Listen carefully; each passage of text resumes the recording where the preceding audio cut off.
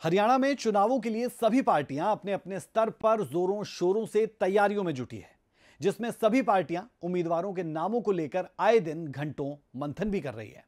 BJP Congress में यह मंथन दिल्ली तक जारी है, लेकिन घरेलू पार्टियों में यह मंथन थम नहीं रहा। जेजेपी और एएसपी के गठबंधन के बाद मंगलवार शाम तक जेजेपी की लिस्ट आने का अनुमान था, लेकिन पार्टी की ओर से इसे नकार दिया गया। क्या वजह हो सकती है, यह देखें जरा।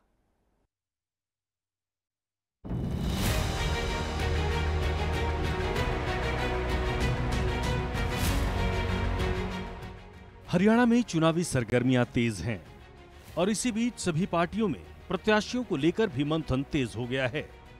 अपनी पहचान और पार्टी में मजबूत चेहरों के नाम पर तो लगभग तय है कि पहले से विधायक रहे चेहरों पर सभी पार्टियां दांव खेलेंगी, लेकिन कुछ विधायकों का पत्ता कटने के भी आसार हैं।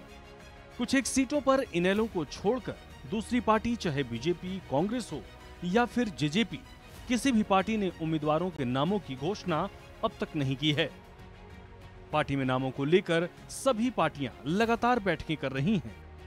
बात दो सबसे बड़ी पार्टियों यानी बीजेपी और कांग्रेस की करें तो इन दोनों पार्टियों की बैठक दिल्ली में लगातार जारी है।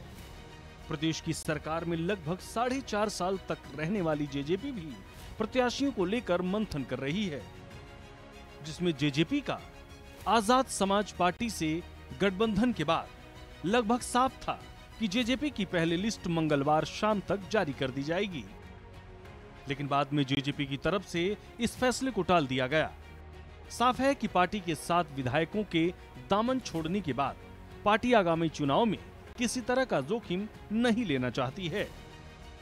इसमें एक बात और चौंकाने वाली है कि देवेंद्र बबली और अनूप धानक जैसे बड़े चेहरों ने भी पार्टी से इस्तीफा दे दिया, जिन्हें मनोहर लाल के नेतृत्व वाली सरकार में कैबिनेट में जगह दी गई थी।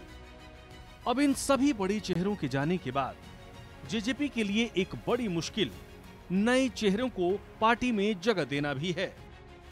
दूसरी ओर प्रदेश के जातिगत समीकरण को देखते हुए भी हर हलके में प्रत्याशी को उतारना एक बड़ी चुनौती है। हालांकि प्रत्याशियों के नामों में एएसपी के साथ रहते हुए करार के बाद जेजेपी को अब 90 में से सिर्फ 70 सीटों पर प्रत्याशियों के नाम देने हैं, जिसमें ये देखना होगा कि जेजेपी कौन सी 20 सीटों को छोड़कर चुनावी मैदान में उतरती है। बहरहाल दोनों ही पार्टियां युवा हैं, जिन्हें बने हुए 6 साल से भी कम समय हुआ है।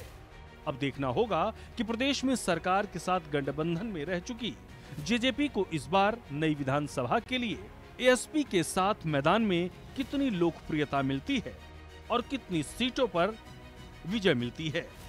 ब्यूरो रिपोर्ट, सूर्या समाचार।